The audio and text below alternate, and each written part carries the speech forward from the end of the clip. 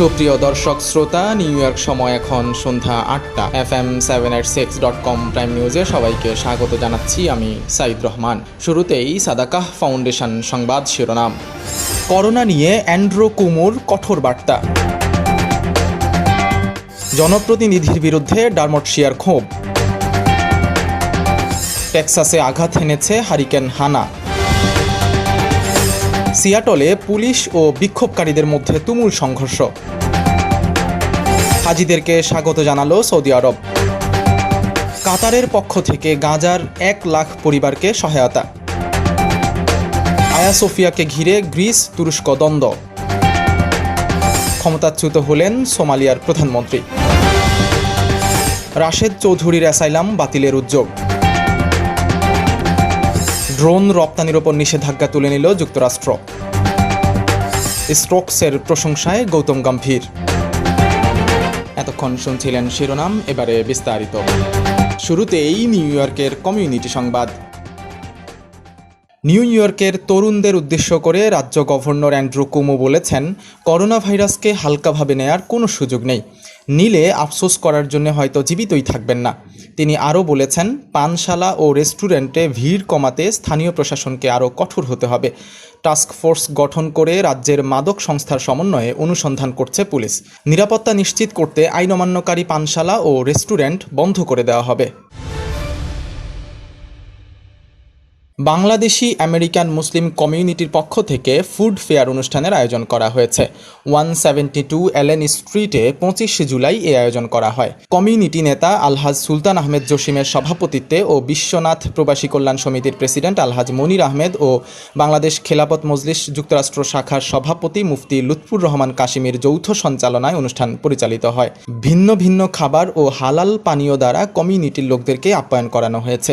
অনুষ্ঠানে উপস্থিত ছিলেন সাফা মসজিদের প্রতিষ্ঠাতা ইকবাল আহমেদ, সিনিয়র উপদেষ্টা ডাক্তার নুরুর রহমান, বৈশাখী গ্রোসারির খোকন আহমেদ, নিউ ইয়র্ক পুলিশের মোহাম্মদ আমিন সহ আরও অনেকে।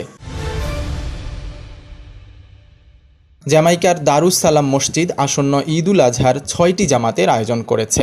এগুলো অনুষ্ঠিত হবে যথাক্রমে সকাল 7টা, পৌনে 8টা, 8:30, 9:15, 10টা ও পৌনে 11টায়। সকলকে মাস্ক পরিধান করে জায়নামাজ সঙ্গে নিয়ে যেতে অনুরোধ করা হয়েছে। নিউ ইয়র্কের বাংলাদেশি কমিউনিটির পরিচিত মুখ, জাতীয় শ্রমিক লীগের কেন্দ্রীয় আন্তর্জাতিক বিষয়ক সমন্বয়কারী ও যুক্তরাষ্ট্র আওয়ামী লীগের সাংগঠনিক সম্পাদক আব্দুর রহিম বাদশার খোঁজ পাওয়া যাচ্ছে না। শনিবার বিকেল থেকে তার ফোনও রিসিভ করা হচ্ছে না। পরিবারের সদস্যরাও এ ব্যাপারে কিছু বলতে পারছেন না। এমনকি বাদশার পরিচিত বন্ধু বা সংগঠনের নেতাদের কাছেও তার ব্যাপারে কোনো তথ্য নেই। নিউ ইয়র্ক সিটিতে অপরাধের মাত্রা আশঙ্কাজনক হারে বৃদ্ধি পাওয়ায় কিছু জনপ্রতিনিধির বিরুদ্ধে ক্ষোভ প্রকাশ করেছেন পুলিশ কমিশনার ডারমট শিয়া। আইন শৃঙ্খলা নিয়ে সাপ্তাহিক রুদ্ধদ্বার বৈঠকে শিয়া বলেন, কিছু সংখ্যক জনপ্রতিনিধি পুলিশ বাহিনীর ভূমিকা এবং আইন শৃঙ্খলা পরিস্থিতি সম্পর্কে তেমন কিছু না জেনেই মন্তব্য করে বসেন। পুলিশ আইনের সংস্কার সহ পুলিশকে জবাবদিহিতার আওতায় আনার জন্য তারা মরিয়া হয়ে উঠেছিলেন। এবার তার সুযোগ পেয়ে অপরাধীরা সক্রিয় হয়ে উঠেছে।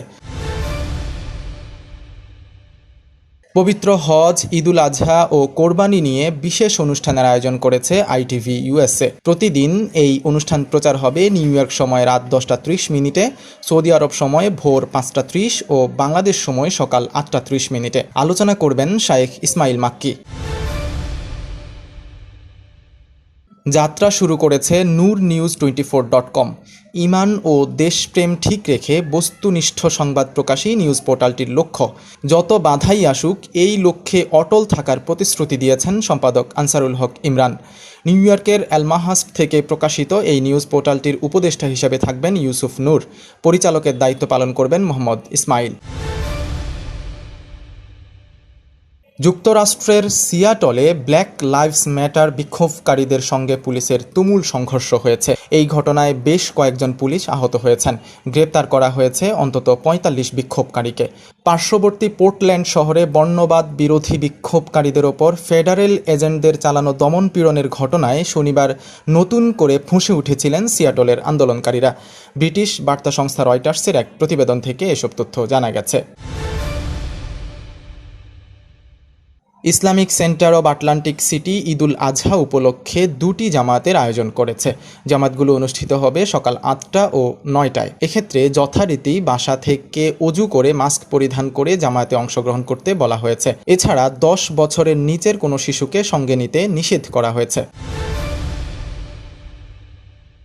24 জুলাই নিউ ইয়র্কে বাঙালি অধ্যুষিত ব্রঙ্কসের প্রাচীনতম মসজিদ পার্ক সিস্টার জামে মসজিদের নবনির্বাচিত কমিটির পরিচিতি সভা ও দোয়া মাহফিলের আয়োজন করা হয়েছে। সাধারণ সম্পাদক আম্বিয়া মিয়ার পরিচালনায় এবং সভাপতি মোস্তাক আহমেদ চৌধুরীর সভাপতিত্বে অনুষ্ঠানে মসজিদের কার্যকরী কমিটি ও ট্রাস্টি বোর্ডের সদস্যরা বক্তব্য রাখেন।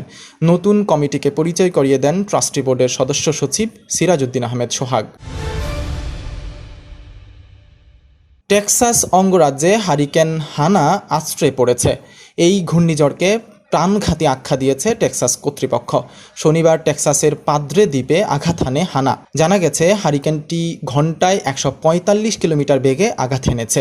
টেক্সাসের গভর্নর গ্রেগ অ্যাবট 32টি কাউন্টিতে দুর্যোগকালীন জরুরি অবস্থা ঘোষণা করেছেন। তিনি জানিয়েছেন, করোনা ভাইরাস পরিস্থিতিতে জরুরি সেবার কার্যক্রম পরিচালনা কঠিন হতে পারে। এবারে অন্যান্য খবর। তুরস্কের বিখ্যাত স্থাপনা আয়া সোফিয়াকে মসজিদে রূপান্তর করার নিন্দা জানিয়েছে গ্রিস। এ নিয়ে তুরস্ক ও গ্রিসের মধ্যে চলছে তুমুল কথার লড়াই।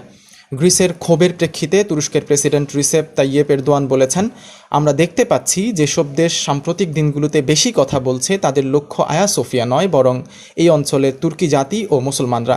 এদিকে আয়া সোফিয়াকে মসজিদে রূপান্তর করায় গ্রিসের শহরে তুরস্কের পতাকা পোড়ানো হয়েছে।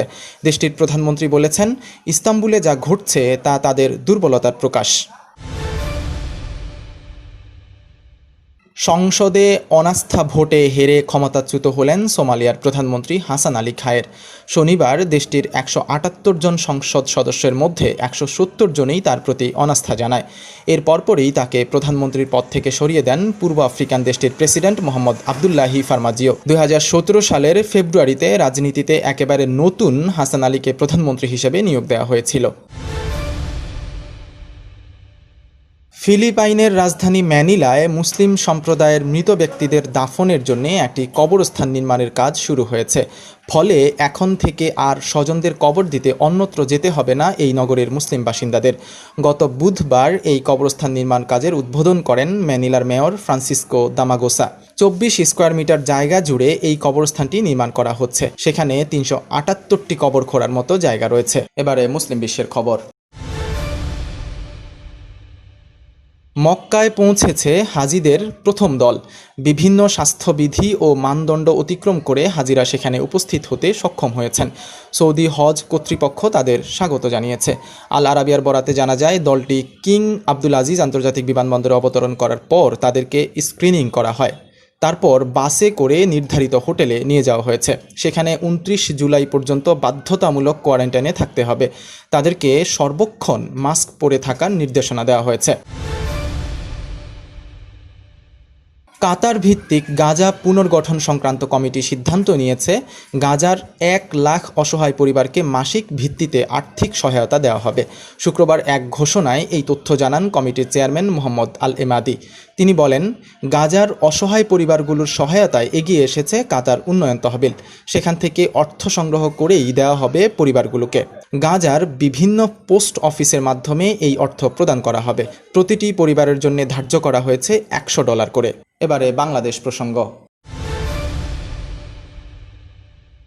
বঙ্গবন্ধু হত্যাকাণ্ডে মৃত্যুদণ্ড মাথায় নিয়ে যুক্তরাষ্ট্রে পালিয়ে থাকা রাশেদ চৌধুরীকে রাজনৈতিক আশ্রয় দেওয়ার সিদ্ধান্ত পর্যালোচনার উদ্যোগ নিয়েছে দেশটির বিচার বিভাগ।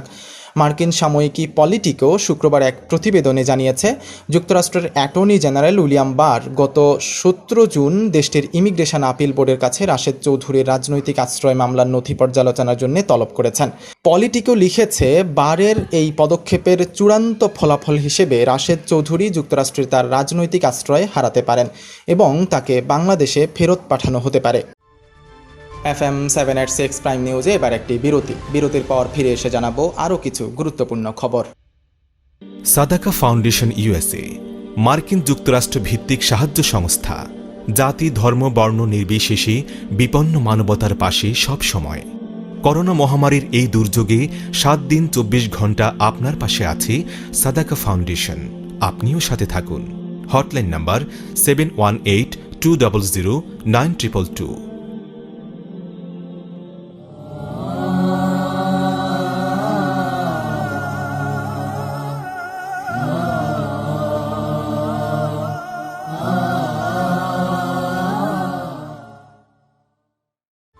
বিরতির পর আবারও স্বাগত FM 786 প্রাইম নিউজে, সঙ্গে আছি সাইদ রহমান।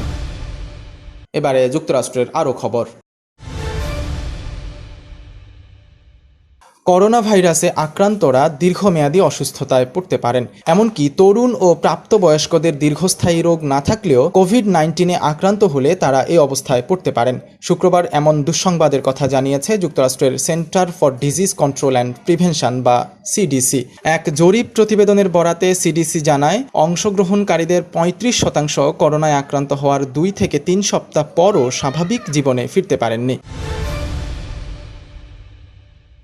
ড্রোন রপ্তানির উপর থেকে নিষেধাজ্ঞা তুলে নিয়েছে মার্কিন সরকার। হোয়াইট হাউসের এক বিবৃতিতে বলা হয়েছে, মার্কিন প্রেসিডেন্ট ডোনাল্ড ট্রাম্প 1987 সালের মিসাইল টেকনোলজি কন্ট্রোল রেজিম বা MTCR থেকে কিছুটা সরে যাওয়ার সিদ্ধান্ত নিয়েছেন। সেখানে আরও বলা হয়েছে, উন্নত প্রযুক্তি লাভের ফল যেন প্রতিবেশী বন্ধু রাষ্ট্রগুলোও পায়, সেটাই নিশ্চিত করতে চায় যুক্তরাষ্ট্র।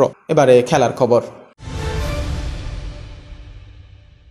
2019 বিশ্বকাপের ফাইনালে যে স্নায়ুর শক্তি দেখিয়েছেন বেন স্টোকস, সেটাই তাকে কিংবদন্তিতে পরিণত করেছে।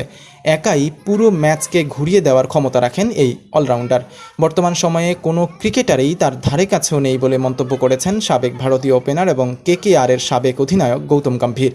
ওয়েস্ট ইন্ডিজের বিপক্ষে চলমান টেস্ট সিরিজে দুর্দান্ত পারফরমেন্স করে যাচ্ছেন ইংল্যান্ডের এই বিশ্বজয়ী ক্রিকেটার। FM786.com প্রাইম নিউজ এখনকার মতো এ পর্যন্তই। বিদায় নেওয়ার আগে আবারও জানিয়ে দিচ্ছি সাদাকাহ ফাউন্ডেশন প্রধান খবরগুলো। করোনা নিয়ে অ্যান্ড্রু কুমুর কঠোর বার্তা। জনপ্রতিনিধির বিরুদ্ধে ডারমটশিয়ার ক্ষোভ। টেক্সাসে আঘাত হেনেছে হারিকেন হানা। সিয়াটলে পুলিশ ও বিক্ষোভকারীদের মধ্যে তুমুল সংঘর্ষ। হাজিদেরকে স্বাগত জানালো সৌদি আরব। কাতারের পক্ষ থেকে গাজার 1 লাখ পরিবারকে সহায়তা। আয়া সোফিয়াকে ঘিরে গ্রিস তুরস্ক দ্বন্দ্ব। ক্ষমতাচ্যুত হলেন সোমালিয়ার প্রধানমন্ত্রী। রাশেদ চৌধুরীর অ্যাসাইলাম বাতিলের উদ্যোগ। ড্রোন রপ্তানির ওপর নিষেধাজ্ঞা তুলে নিল যুক্তরাষ্ট্র। স্টোকসের প্রশংসায় গৌতম গম্ভীর। সবাই ভালো থাকুন, সুন্দর থাকুন, এই শুভকামনায় আজকের মতো বিদায় নিচ্ছি আমি সাইদ রহমান।